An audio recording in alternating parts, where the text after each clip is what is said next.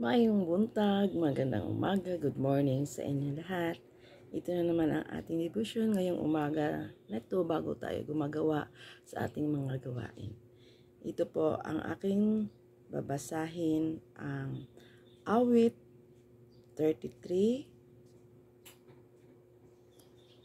18 to 21. Awit 33, 18 to 21. Ang nagmamahal kay Yahweh at nagtitiwala sa kanyang pag-ibig ay kinakalinga.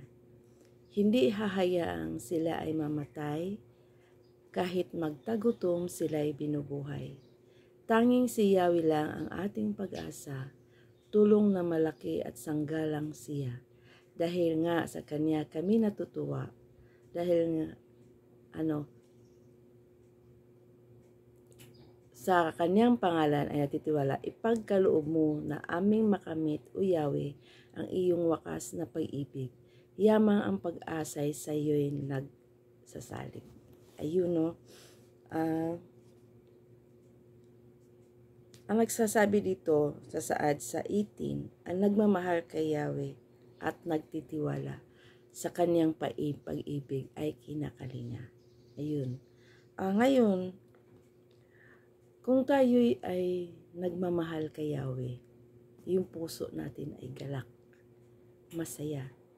Naalala nyo kapag marami tayong problema, marami tayong iniisip, magulo yung natin, yung iniisip natin, kung ano-ano na lang yung mga dumadating na, yung bang halo-halo na yung mga iniisip nating mga problema. Yung worried ka, yung alalang-alala ka sa dami-daming mga bagay.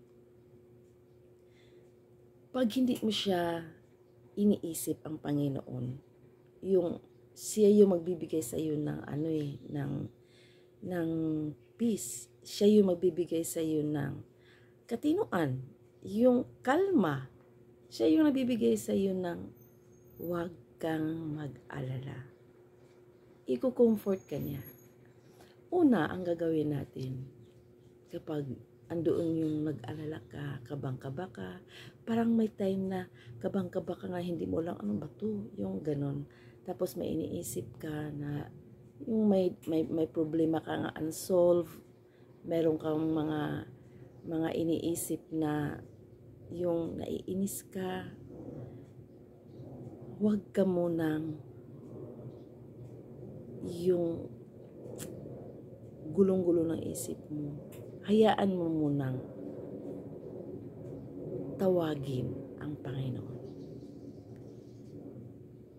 Isipin mo muna yung pag-ibig ng Panginoon.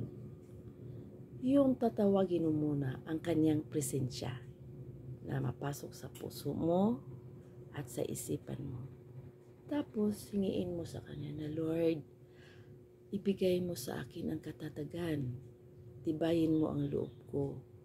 Ang pag-ibig mo ang aking hinahanap. Ang pagtitiwala ko sa iyo ay wagas. Ikaw lang, Lord, ang magbigay sa akin ng kapayapaan. At ikaw lang ang mag-provide sa lahat. Ikaw lang ang pinagkatiwalaan ko. Kaya, Lord, ang pag-asa na aking hinahawakan, yung salita mo, ang pangako mo, na ikaw ang aking lahat. Ikaw ang sumagot at sasagot sa lahat kong pag-alala at mga problema na nandito ngayon sa aking isipan. Iyon, kailangan 100% or more yung pagtitiwala mo sa Kanya. Iko-comfort mo ang sarili mo, magtiwala ka sa Kanya. Dahil kung magdadalawang isip ka, wala iyong Kanyang, hindi ka nananalig sa Kanya eh. So, yung Kanyang support na ipapadala niya sa iyo, hindi yan papasok sa puso mo. Dahil hindi ka nagtitiwala. Pero kapag magtitiwala ka, yung mga worries na nasa isip mo, ay parang ikaw na din ng sarili mo ang magko-comfort. Na, okay lang. Andito yung Panginoon. Hindi niya ako pababayaan. Yun. Hayaan mo na. Kahit wala akong pera ngayon, hindi naman ako pabayaan ni Lord. May mga sources yan. May mga paraan yan na biglang darating ang solusyon ng iyong mga problema. Biglang mayroong mga ways ang Panginoon na biglang maisip mo, ay oo nga, ito palang gagawin ko. Ganon yun. Hindi mo mapansin na meron palang mga paraan. Kasi di ba, Jesus is the way. Siya yung paraan na sa lahat ng mga alalahanin natin, sa lahat ng mga hinahangad natin, siya yung paraan. Siya yung magbibigay sa atin ng solusyon ng ating mga problema. Siya yung sagot ng ating mga tanong. Yun. Kaya, kung meron kang pag-ibig na nanggagaling sa Kanya, yung pag-asa, hindi yan mawawala. Yung tiwala, hindi yan mawawala. Kasi, andyan yung mga sagot ng iyong mga tanong, mga pag-alalahanin sa buhay. Kaya, sabi niya, hindi niya hinahayaang sila ay mamamatay at kahit magtagutom sila'y binubuhay. Di ba? Naalala niyo noong pandemic. Pandemic na nga walang hanap buhay. Di ba? Yung iba naghihinto ng mga trabaho, yung mga kumpanya, nag-stop, nagsarado. Pero ang tanong ko, ikaw ba ay nagugutom? Ang daming na sitabaan nung panahon na yun. Busog naman. Hindi naman nagugutom. Di ba? Ang dami namang pagkain dumating sa mga bahay-bahay nila. Wala, hindi mo na tagutom talaga yung panahon. Pandemic, less yung hanap buhay nun. Pero ikaw hindi pa pinabayaan ng Panginoon. Busog ka. Palaging meron laman ang iyong tiyan. Di ba? Hindi mo maisip kung ano yung mga miracles na binibigay ng Panginoon sa iyo. Bakit meron pa rin mga pagkain na binibigay, supply na binibigay sa iyo? Dahil hindi ka pinabayaan ng Panginoon. Yun ba'y nagpasalamat ka sa Kanya? Naalala mo ba yun? Yung blessing na yun? Na-acknowledge mo ba ang kagandahan ng loob ng Panginoon sa iyo? Baka nalimutan mo, nanggagaling lahat yun sa Panginoon. Itong hindi hinahayaan na sila ay mamatay at kahit magtagutom sila ay binubuhay. Di ba? Lahat ng panahon na ikaw ay walang pera, bakit ikaw ay nakakain? Bakit ikaw ay hindi nagugutom? Hindi mo ba naisip yun? Nasa kabutihan ng Panginoon. Siya ang nagbibigay sa iyo. Meron siya maraming mga paraan. Hindi man siya mismo ang nag-abot. Yung kamay niya nagdala para sa iyo na inaabot niya. Pero marami siyang mga paraan. Hindi mo yun napapansin. Nabubulag ka sa lahat ng mga biyaya na nakarating sa buhay mo. Hindi mo napapansin. Hindi mo napasalamatan ng Panginoon. Nalimutan mo. Naakala mo wala siyang naiabot sa iyo dahil hindi mo na-recognize ang kabutihan ng Panginoon. Yung pag-ibig niya sa iyo ay hindi mo napapansin. Nabubulag ka.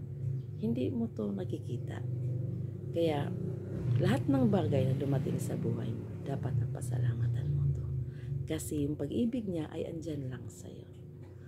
Ngayon, sabi niya, tanging si Yahweh ang ating pag-asa. Tulong na malaki at sanggalang siya.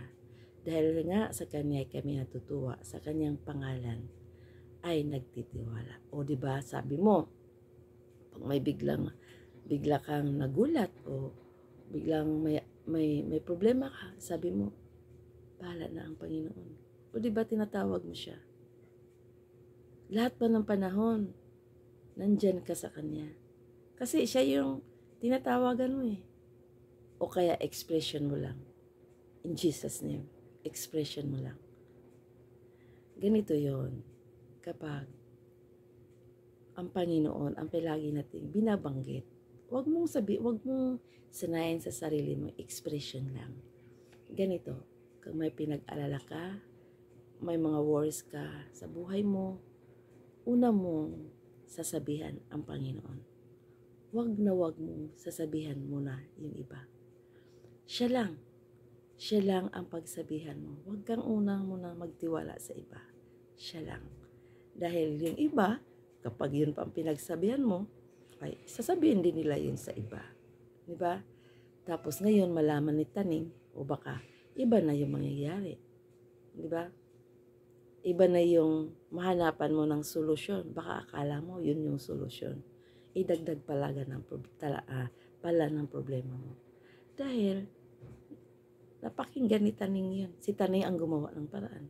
Kaya una muna, pagsabihan mo ang lahat ng alalahanin mo, ang Panginoon. Siya muna ang pagsabihan mo sa lahat. Okay, pag-usap ka sa Kanya. Ibigay mo yung oras mo sa Kanya. Sabihin mo sa Kanya kung anong plano mo. Sabihin mo sa Kanya ang lahat ng mga alalahanin mo, bigat na nasa loob mo. Sabihin mo muna sa Kanya.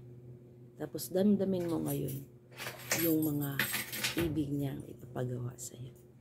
So, ngayon, huwag kalimutan ang pag-ibig ng Panginoon. Hahanapin mo muna at ilagay mo sa iyong puso at ikaw ay magtiwala na talagang totoong hindi ka pabayaan at may pag-asa na nanggagaling sa Kanya. Okay? Maraming salamat. Yan lang muna ang ating devotion ngayong araw na to. Happy Wednesday sa inyong lahat. At huwag kalimutan na ang presensya ng Panginoon ay palaging hahanapin mo sa iyong puso. Palaging hahanapin ang pag-ibig niya. Okay, tayo ay magtatapos sa ating umagang devotion. Manalangin po tayo. Thank you, Lord Jesus Christ, for this morning, Lord God. Maraming salamat na sa oras na to ay binibigyan mo kami ng pagkakataon na mapag-usapan ng iyong salita. Na ang iyong pag-ibig ay palaging mananaig sa aming mga puso. Kaya kami, Lord, nagtiwala sa iyo at ibigay mo po, Lord, ang aming pag-asa na hindi po ito mamawala sa aming puso at isipan. Na ikaw lang po, Lord, ang tanging aming kaibigan na siya magbibigay ng lahat ng kasagutan ng aming mga tanong at mga alalahanin sa buhay. Ikaw lang, Lord, ang aming pag-ibig na naging nasa aming puso na ito po ang aming sandalan, na ikaw lang po ang aming kaibigang sandalan, sasagot sa lahat at ang aming kakampi. Kaya nagkaroon kami ng pag-asa dahil sa iyong pangalan na ang aming kilalang Panginoon ng mga kapangyarihan na bumubuhay sa amin. Ito ang aming dalangin sa pangalan ng aming Jesus Kristo. Amen. Amen. Hanggang umaga. God bless you for this day and for all the time. Amen.